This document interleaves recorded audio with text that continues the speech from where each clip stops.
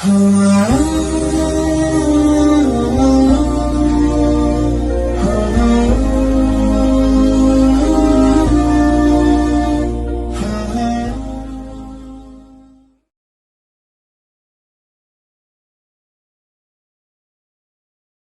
alaikum, chers téléspectateurs, chères téléspectatrices. Bienvenue dans ce nouvel épisode en français de notre magnifique projet. Louange à Allah, le protecteur, le fournisseur, le salut sur notre prophète, que la paix et la bénédiction soient sur lui, sur Issa, ainsi que sur tous les autres prophètes et messagers. Je me présente, je suis Dardan Gachi, je suis membre de la mosquée El Feleh, je suis aussi membre du staff de notre magnifique projet. Dans la vie, je suis chef de projet en chauffage ventilation sanitaire. Voilà, donc c'est un peu ma présentation à moi. Je te laisse, cher frère. Alaykoum salam, cher frère Dardan. Qu'Allah te récompense. Amin. Bienvenue à toutes nos sœurs et frères et téléspectateurs et téléspectatrices qui, j'espère, profiteront de ce podcast en français. Pour me présenter, je m'appelle Abidine Kouachi. J'ai 33 ans, je suis mécanicien et je suis aussi président de cette magnifique association, l'association Al-Falah. Comme tu as dit, c'est le premier podcast en français qui, j'espère, sera le début d'une longue série qui sera profitable pour nous et surtout pour la mosquée et la visibilité de notre belle mosquée. De tout le monde, effectivement. Voilà, aussi. mon frère. Alhamdulillah, barakallahu fik, frère, pour ces paroles. Alhamdulillah, je suis d'abord heureux, fier aussi de faire partie de ce projet, de faire partie aussi de ce projet en français et de le débuter avec toi, alhamdulillah. Moi, je souhaiterais parler comme de notre équipe de ce projet. On est une équipe dynamique, on est composé de plusieurs membres. On a notre imam de notre mosquée, l'imam Sinan Rochiti. On est également aussi, donc il y a des membres de la mosquée. Il y a aussi certaines personnes qui sont extérieures. Ça montre aussi que dans les projets comme cela, on n'est pas obligé on est solidaire et c'est pas obligé d'être forcément, parce que nous, on est une communauté mais à l'international en fait. Mais bien sûr. Donc c'est pas obligé de faire partie absolument de cette mosquée. Chaque personne qui souhaite prendre l'initiative dans le chemin d'Allah, il est le bienvenu au final. Mashallah.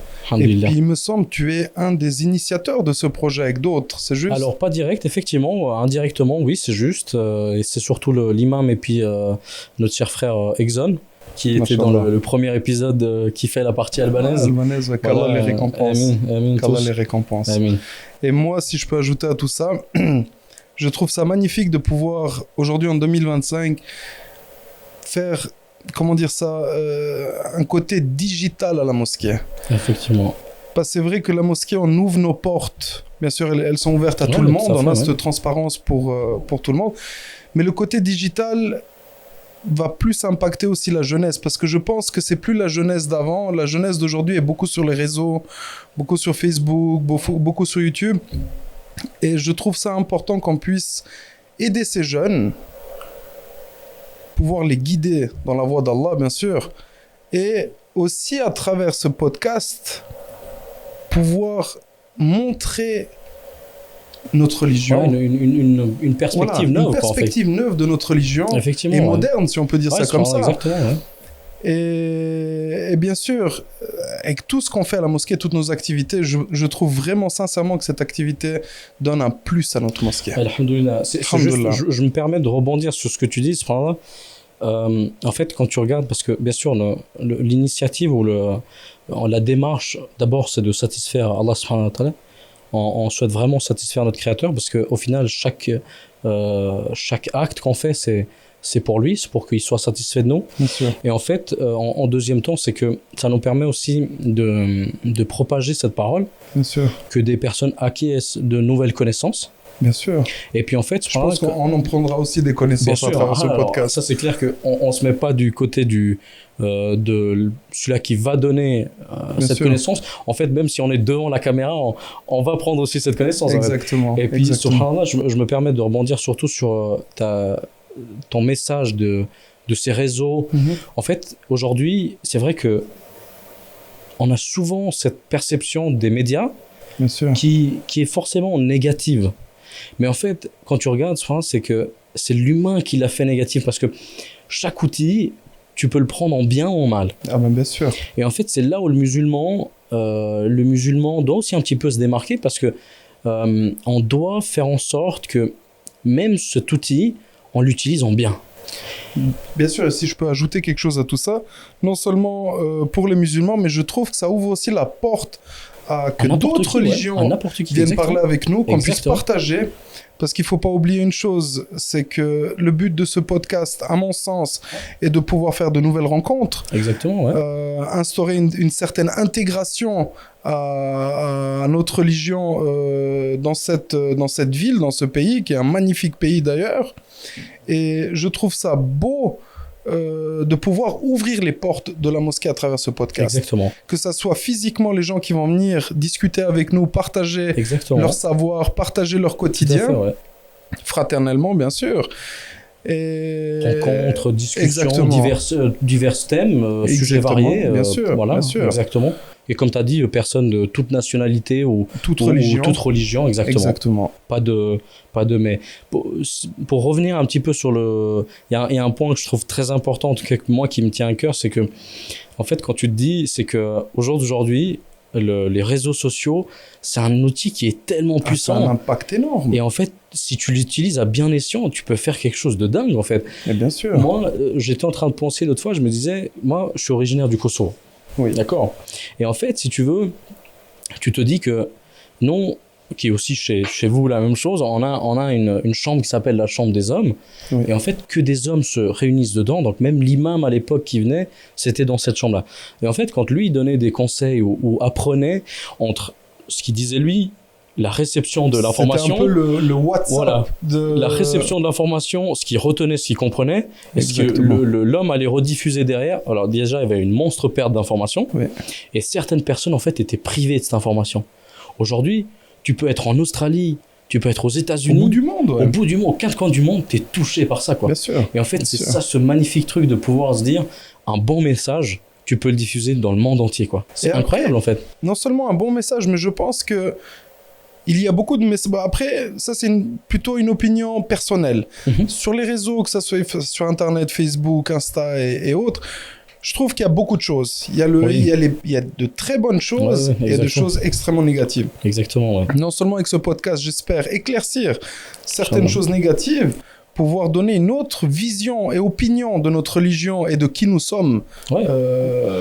Comme identité, en fait. Voilà, comme identité, parce que on va pas se le cacher.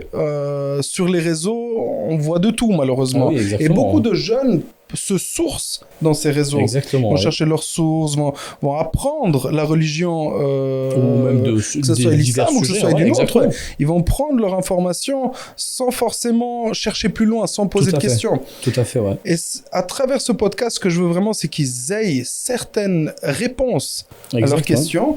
Et aussi, ça a à voir avec le reste du staff, qui puissent à un moment donné nous contacter et pouvoir établir ce lien, en fait, la mosquée et les gens extérieurs puissent poser leurs questions, puissent être aidés dans leur démarche, que ça soit dans l'intégration aussi, des gens qui viennent d'ailleurs, qui arrivent, je sais pas, on a l'immigration en Suisse. Que ça soit un point de passage, pourquoi pas, qu'on puisse aider ces gens à... En fait, comme tu l'as dit tout à l'heure, c'est que les réseaux sociaux, ils ont tellement un impact qu'aujourd'hui, c'est le premier truc sur lequel les gens vont. Bien sûr. Donc pourquoi ne pas être... Parce qu'à chaque fois, quand on se dit « Ouais, mais j'ai entendu ça, ou j'ai lu ça », on prend toujours ça. Attention, ça peut être n'importe. Pourquoi ne pas être cette nouvelle ère quand on vient en disant « J'ai écouté de ça, mais... » Voilà, ça m'a permis de me développer sur ma façon d'être, ça m'a permis de voir une nouvelle vision d'un tel ou d'un tel. Exactement. Mais en fait, que du bénéfice, quoi, quelque chose de bénéfique à gagner. Il me semble, bon, je veux pas qu'on se jette des fleurs, hein, mais il me semble qu'on est la première mosquée qu'on fait ce nouveau concept, si je peux dire ça comme ça, en Suisse. Inch'Allah, j'espère que Allah nous donne la sincérité dans cette démarche. Amin. J'espère que ça va être aussi quelque chose qui va pousser les autres aussi dans ce sens-là. À se mettre en avant. Pas forcément le prendre comme... Voilà, c'est... Ok, alhamdoulilah, Allah a voulu que nous, on ait cette idée en premier. Pour ici, je parle, pour notre région, dans les environs. Et que les autres aussi, ce soit une initiation pour eux, quoi. pourquoi pas aussi de leur côté ou se joindre à nous à travers nos épisodes. Voilà. Mais je pense qu'on les invitera assez souvent à venir discuter avec nous ici. Et puis non seulement ça, ce que je voulais ajouter lors de ce podcast, c'est que notre mosquée a déjà tellement d'activités. Déjà, notre école au sein de la mosquée, je crois aujourd'hui, ils ont eu les cours, les enfants. Parlons un peu des différentes activités en fait à la mosquée. Et alhamdoulilah, chaque activité qu'on a entamée, je pense on l'a entamée surtout avec sincérité et vraiment d'aller au bout des choses. Typiquement, l'école au sein de notre association pour les enfants. Aujourd'hui, vous étiez combien Et justement, on était plus de 124 élèves, il me semble. C'est énorme. C'est gigantesque. C'est énorme. On n'arrive pas à voir ça parfois dans une salle de classe où 20 élèves n'arrivent pas à rester, quoi. C'est ça. Donc c'est fou. Et je trouve ça beau. Et surtout, une chose qui me plaît, c'est la diversité qu'on a dans notre mosquée. On a plus de 30 nationalités différentes. 30 nationalités différentes qui se mélangent dans ce lieu, dans cette mosquée. Et c'est ce qui embellit, en fait, notre association. Moi, je le ressens, tu le ressens quand tu viens ici, que ce soit jeune ou adulte ou tout le monde est mélangé. En fait, tu sens pas ce truc de dire, ok, moi je suis de cette nationalité, lui il est de cette... Non, tu sens que ça vient, ça boit le thé ensemble, ça discute, ça échange. Comme tu as dit, toi tu as dit que tu viens du Kosovo. Exactement. Moi je suis moitié-moitié. Moi, je suis alors macédonien et je suis moitié suisse. Ma maman, elle est suissesse. Et de plus en plus de convertis viennent ici, de Suisse. Ouais, exactement. Et je trouve ça magnifique qu'on puisse avoir ce lieu de mixité, si on peut dire ça comme ça. Et l'harmonie qui est en fait. Exactement, ouais. Et moi, je pense aussi... C'est pas un peu nos valeurs au final. Mais exactement, c'est ce que j'allais dire. C'est les valeurs déjà humaines qu'on a de pouvoir cohabiter tous ensemble. Tout à fait, Et surtout, l'islam nous l'impose de s'aimer l'un et l'autre. Ouais. Peu importe d'où on vient, comment on vient. Le plus important, c'est qu'on ait cette fraternité. Et c'est ce que je veux garder. Ouais. C'est ce que je veux garder. Après, on va pas se cacher. À l'extérieur des mosquées, malheureusement, il y a encore des problèmes avec les jeunes, peu importe la religion ou d'où ils viennent.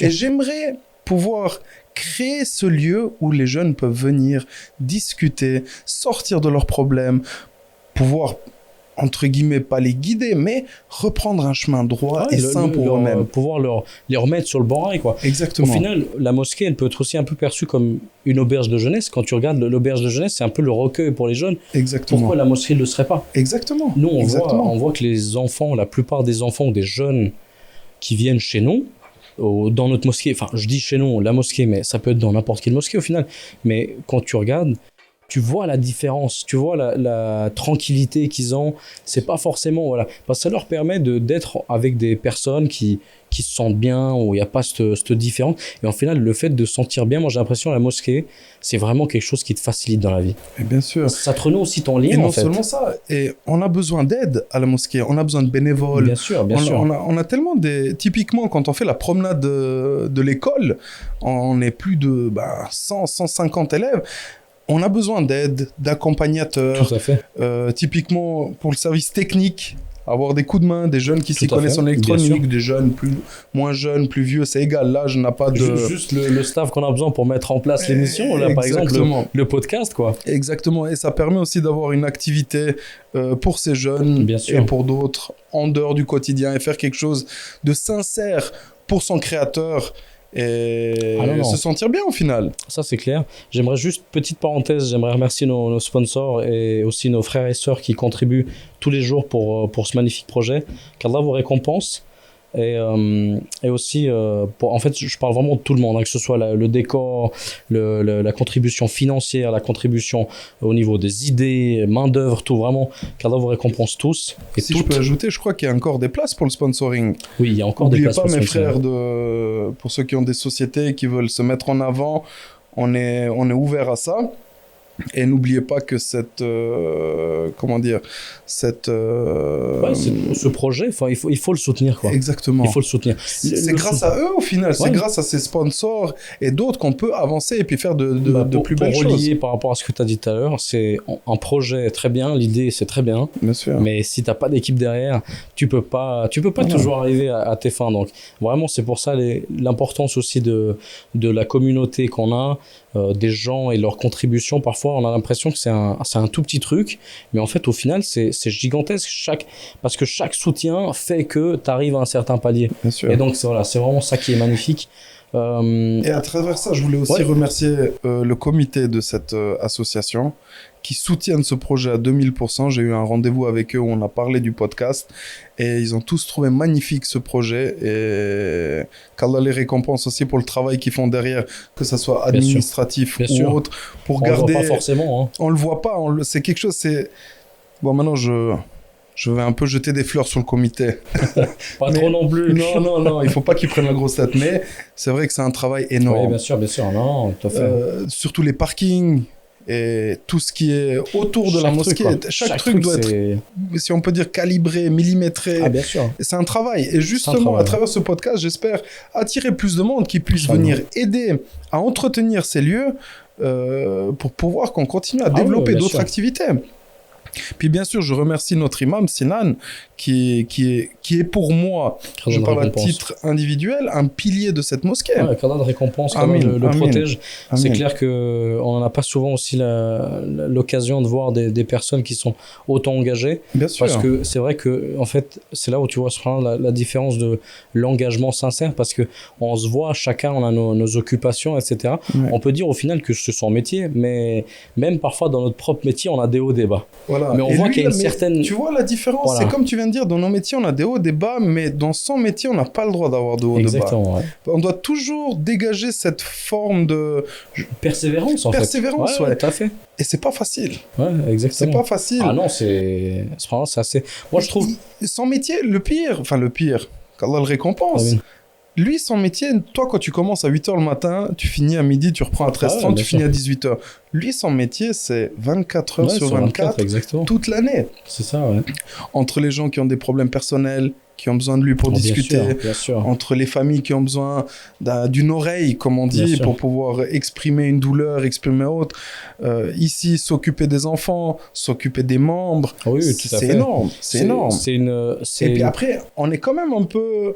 À chaque fois qu'il y a un problème, on se tourne vers qui? On se tourne vers l'imam. Ah oui, bien sûr, dans tous les cas. Le pauvre, c'est à chaque fois qu'il y a quelque chose qui se passe, c'est l'imam. C'est un métier avec énormément de casquettes, quoi. C'est vraiment genre, t'as toutes les casquettes. J'ai l'impression que t'as toutes les casquettes qui sont un peu le plus dures au niveau psychologique, machin. Oui. C'est lui qui les a, tu vois, c'est pas nous. Nous, on arrive assez simplement à se retirer de ce truc. Cependant, Abedine, est-ce que tu arriverais un peu à nous parler des projets à long terme de la mosquée Alors, projets à long terme de la mosquée, il y en a beaucoup. L'un d'entre eux qui me tient à cœur, comme j'ai dit, moi je suis à moitié suisse, donc j'ai un passeport suisse. Oui. Je n'ai pas d'autre passeport.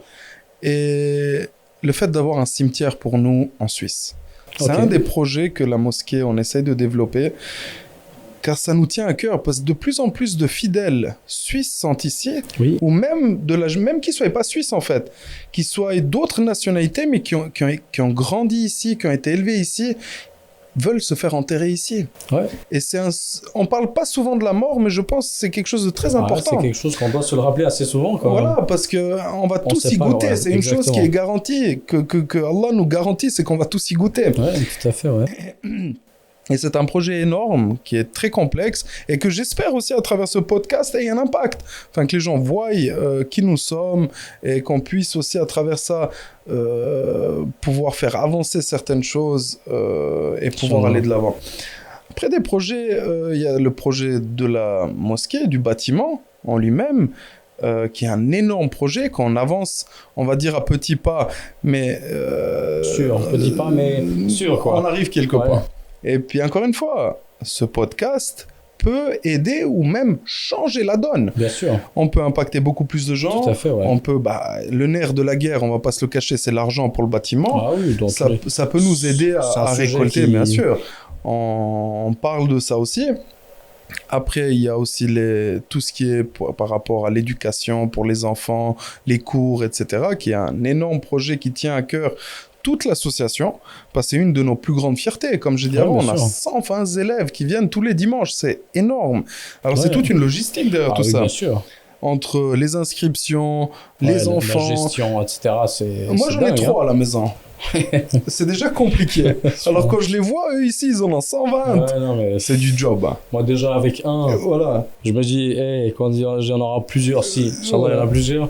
Mais quand je vois le nombre d'élèves, c'est c'est abusé. Enfin, ils sont tous tout gentils, ils sont tout non, bien contents. sûr, j'ai l'impression c'est aussi cette sérénité Ouais. que la mosquée t'apporte. En fait, le lieu t'apporte sûr. aussi, tu vois. Puis moi, ce qui me fait rire des fois, c'est que les enfants, tu sais, les enfants, ils disent tout le temps la vérité. Enfin, pour eux, c'est direct, tu vois. Bien sûr. Ils ont pas de filtre, quoi. Moi, je voulais venir, mais papa, il s'est pas levé. Souvent, nous, les plus grands, on se lève pas pour les ramener parce que les enfants, ils veulent venir, ils sont tout contents de venir. Ah oui, c'est impressionnant. C'est un moment aussi pour eux de convivialité, en fait, Bien parce sûr. que voilà, c'est un moment de convivialité.